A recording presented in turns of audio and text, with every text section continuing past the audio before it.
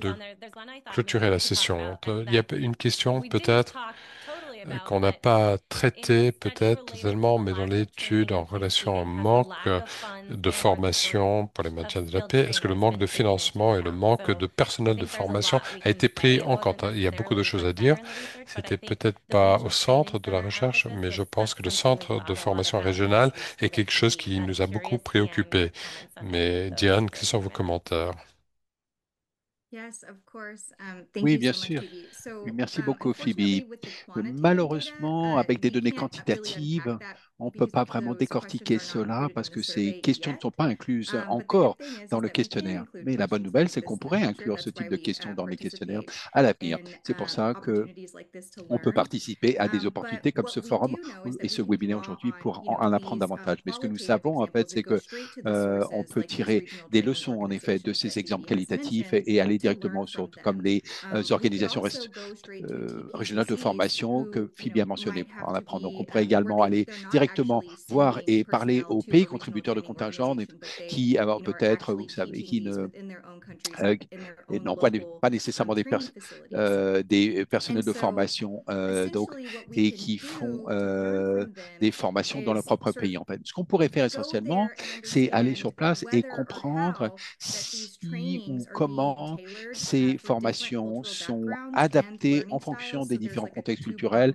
et des styles d'apprentissage. Donc, il y a deux choses, il y a deux aspects un petit peu. Il y a le contexte culturel, mais également, il y a des gens aussi qui apprennent de manière différemment. Il y a des choses qui marchent peut-être bien pour FIBA, elle apprend peut-être bien d'une certaine manière et moi j'apprends bien d'une autre manière, même si on a le même contexte culturel. Donc, il y a ces deux facteurs à bien prendre en compte. Et donc, on a besoin d'en savoir davantage à propos de comment les pays contributeurs de contingent et les centres de formation peuvent préparer et adapter leur cursus et leurs cours en promouvant des formes d'apprentissage au sein de leurs instructeurs en utilisant des gens qui ont des origines culturelles différentes. Donc, comme vous savez, dans les exemples qu'on a donnés aujourd'hui avec ceux de l'IPSTC et du Centre du Caire, ce sont des organisations qui intègrent ces pratiques. Par exemple, le Centre du Caire, en fait, ils ont adapté leur message spécifiquement pour que leur message euh, prenne en compte les contextes culturels et donc les différents contextes des différents groupes aussi qui viennent être formés. Et donc, c'est une initiative et c'est un volet très important, mais ça prend du temps et de l'argent d'être en mesure de cela.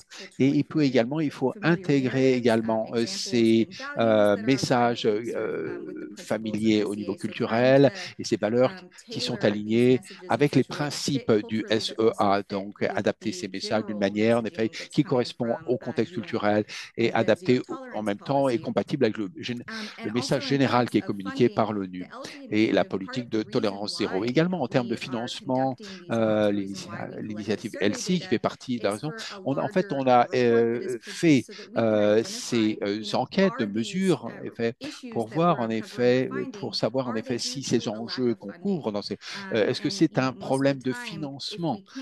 Et souvent, la plupart du temps, si on ne peut pas fournir ou identifier dans certains domaines là où des initiatives LC peuvent fournir des fonds, particulièrement pour des centres de formation, etc., c'est là où, en fait, le projet peut contribuer à cela. J'espère que la réponse porte un petit peu sur la question du financement et je pense que c'était utile. Oui, merci, très utile. Merci pour conclure, en effet, les choses du panel. Donc, monsieur le secrétaire général adjoint Sanders, n'hésitez pas à répondre. Je vous ai posé beaucoup de questions, donc n'hésitez pas à le faire. Merci Phoebe et merci également aux choses très intéressantes qui ont été soulevées et les informations fournies par les autres membres du panel. Je pourrais parler pendant longtemps, mais également, je vais être donc très bref. En termes de culture, je crois qu'on accorde peut-être un peu trop d'importance à la culture. Quand j'ai été nommé à ce poste, j'ai réfléchi beaucoup à cet enjeu de la question de savoir, il fallait que j'apporte un petit peu mes valeurs du Nord, mes valeurs occidentales peut-être dans ces cadres, et si c'était ou non non approprié. Ce que je veux dire, c'est que je pense que tout est une question de respect et de dignité. Quel que soit l'endroit où vous êtes né, quel que soit que vous soyez, quel que soit votre genre, vous avez le droit de faire ce que vous avez à faire sans craindre d'être soumis à des actes de violence, de harcèlement, d'abus, etc., et sans être exploité. Donc, quand vous vous engagez pour faire partie de forces d'opération de la paix de l'ONU, ou même en tant que civil, vous vous engagez à suivre et à vous conformer à des valeurs qui ont été définies dans la charte. Ça, c'est l'essentiel. En termes de la question de consommation d'alcool, je pense qu'il n'y a aucun doute qu'il y a un lien entre cela et les comportements abusifs. Et je pense qu'on a besoin de gérer ces programmes sur l'alcool. Je ne pense pas qu'on peut pas avoir une interdiction totale, mais il faut quand même gérer cette question. Mais dans certains contextes, comme avec les Irlandais, en effet, ils ont des contextes où il y a une interdiction de consommation totale. Mais parfois, et parfois les gens boivent effectivement de trop, donc ça peut être dangereux. Et donc, il faut avoir une certaine supervision de la consommation de l'alcool. C'est comme tout, il faut faire les choses avec modération. Donc, en termes de signalement, on a besoin de le faire de faire les choses un petit peu différemment. Je pense particulièrement dans le domaine du bleu sur bleu et du harcèlement sexuel, parce que c'était extrêmement difficile pour les femmes qui servent dans les forces armées, même pour les hommes dans les forces armées, de signaler des formes de harcèlement. J'ai entendu en effet des femmes haut placées dans les armées qui a recommandé à leurs collègues et à leurs subalternes de ne pas signaler, en effet, parce qu'il peut y avoir des représailles, ça peut être négatif. En termes de redevabilité, je pense qu'il peut y avoir une redevabilité des victimes. En effet, il faut oublier en effet qu'il doit de s'assurer qu'ils ont des droits et qu'ils sont protégés. Et en termes de redevabilité vis-à-vis des auteurs de ces crimes, en effet, on doit en effet demander des comptes de manière beaucoup plus efficace à ces auteurs. La formation, en effet, pour revenir à les questions de formation, je pense que Martin Griffiths, qui est beaucoup plus érudit que moi, en effet, il a dit en fait qu'on consacre beaucoup trop de temps aux questions urgentes. Je pense qu'on a besoin de regarder les causes sous-jacentes, les facteurs sous-jacents qui causent les violences sexuelles et l'exploitation et les abus sexuels. Donc, autrement, on va passer et on aura encore cette conversation dans 25 ans. Donc, on doit commencer avec les enfants à un âge très jeune et leur enseigner le respect et la dignité, particulièrement vis-à-vis des forces en uniforme et lorsqu'ils servent dans les forces armées. En effet, donc, il faut parler de ça également. C'est là où la formation doit commencer. Ça doit être une question d'égalité, une question de respect. Ça doit être à propos des droits de l'homme et des droits des femmes et de la protection des enfants. Ça doit être répété, répété, répété, jusqu'à ce que ça devienne et fasse partie de leur ADN. En termes de lien entre l'exploitation sexuelle et le harcèlement sexuel, je dois dire, et c'est bien qu'on passe beaucoup plus de temps maintenant et on prête beaucoup plus d'attention à la question du harcèlement sexuel. Nous reconnaissons que c'est un grand enjeu, en effet, et je dirais qu'avant la fin de l'année, on va mettre les choses en place et commencer et il y aura un rapport, il y a d'ailleurs un rapport récent qui va être publié, en effet, de la part de l'unité d'inspection commune de l'ONU qui exprime cette recommandation. Et c'est très bien, j'en suis très heureux. Et on verra. Et enfin, en termes de leadership, c'est vraiment la base de la gestion et de quelqu'un des responsabilités de quelqu'un qui est un haut placé, de créer un environnement sûr qui favorise et permet aux personnes de servir de la meilleure manière possible, que ce soit dans les forces armées ou au niveau des civils.